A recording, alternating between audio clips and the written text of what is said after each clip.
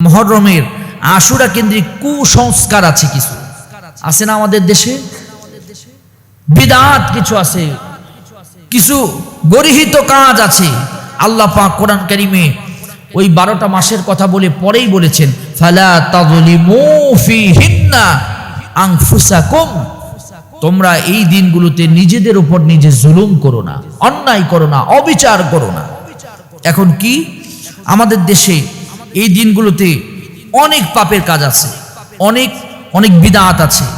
অনেকে বলে মুহররম মাসে বিয়ে করা যাবে না, আছে না এরকম?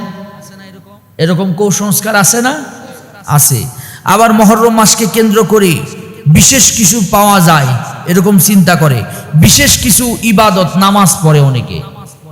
এগুলো সম্পূর্ণ হাদিস বিবর্জিত, এগুলো হাদিসের ভিতরে নাই।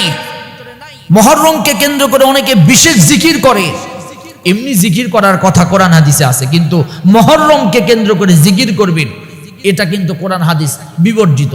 সব সময় আপনি জিকির করতে পারেন, কিন্তু দিনকে কেন্দ্র করে করলে সেটা রাসূল সাল্লাল্লাহু আলাইহি ওয়াসাল্লামের পদ্ধতি সিস্টেমের বাহিরে হবে।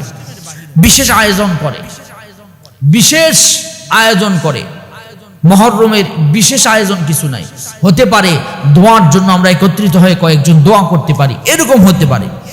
এরপরে দেখবেন শোক পালন করে কিছু, হাই হোসাইন হাই হোসাইন বলে। ওই হোসাইন দালান থেকে দেখবেন যে কিছু মিছিল বের হয়, পুরুষ মহিলা একসাথে জুতা খুইলা, দেখবেন যে শরীরে আপনার ছুরি চাকু বেলে রক্ত বের করে, আর মনে করে একদিন রক্ত বের করে হোসাইনের ভালোবাসায় জান্নাতে যাবে। এগুলো বিদআত, কুসংস্কার, এগুলো ইসলামের নামের ভণ্ডামি। কথা বলেন ঠিক কি না? এগুলো শিয়াদের পক্ষ থেকে এসেছে।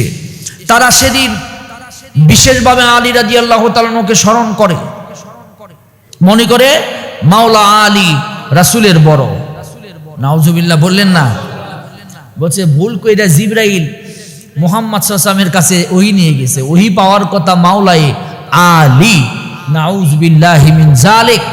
এই কথা যদি কেউ মনে মনে ধারণা করে, পোষণ করে, লালন করে, পালন করে, তার ঈমান থাকবে না, সে বেঈমান হয়ে যাবে। কথা বলেন ঠিক কি না? এই জন্য আমাদেরকে এই কুসংস্কারগুলো থেকে বের হয়ে আসতে হবে। এই দিনে অনেক বিদআত করা হয়, মাতম করা হয়, শোক করা হয়, সন্তানদের শরীর কেটে দেওয়া হয়। এগুলো সম্পূর্ণ ইসলামে হারাম। ইসলামে মাতম করা হারাম। ইসলামের শোক কয়দিন? কথা বলেন, একজন স্বামী মারা গেলে স্ত্রীর জন্য কয়দিন? 3 দিন। তবে স্ত্রী 40 দিন পর্যন্ত শোকের ধারাটা অব্যাহত রাখতে পারে, কিন্তু একজন মুসলমানের জন্য শোক হবে 3 দিন।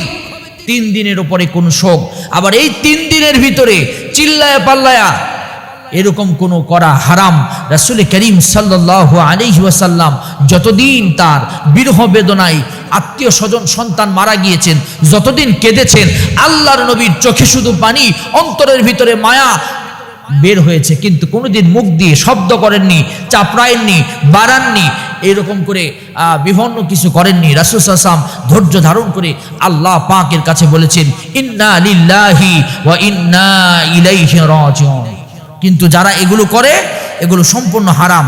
এবং দেখবেন যে ফজিলতের চাইতে তাদের আমল নামায় গুনাহ বেশি ঢুকে যায়। এজন্য এগুলো থেকে সতর্ক থাকবো। আমরা প্রতিবাদ জানাবো আমাদের এলাকায় কেউ থাকলে যে এগুলো হারাম, এগুলো হারাম। এই একদিনে হাই হোসাইন বলে হোসাইনের এই আপনার ভালোবাসা লালন পালন হয় না। হোসাইনের ভালোবাসা লালন পালন হবে হযরতে হোসাইন যেমন করে ইসলাম মেনেছেন, এইভাবে ইসলাম মানলে তার ভালোবাসা লালন পালন হবে। কথা বলেন ঠিক কি না? এই জন্য আমরা মুহররমের যে কুসংস্কারগুলো আছে এগুলো থেকে আমরা বিরত থাকব। আল্লাহ রাব্বুল আলামিন আমাদেরকে মুহররমের সঠিক আমল, তাওবা, এরপরে রোজা, তারপরে আমরা বেশি বেশি ইস্তিগফার, গুনাহ থেকে বিরত, এগুলো করে আমরা মুহররমকে নিজের জীবন থেকে বিদায় দিব। আল্লাহ তাআলা আমাদের সকলকে কবুল করুন। সবাই বলেন আমিন।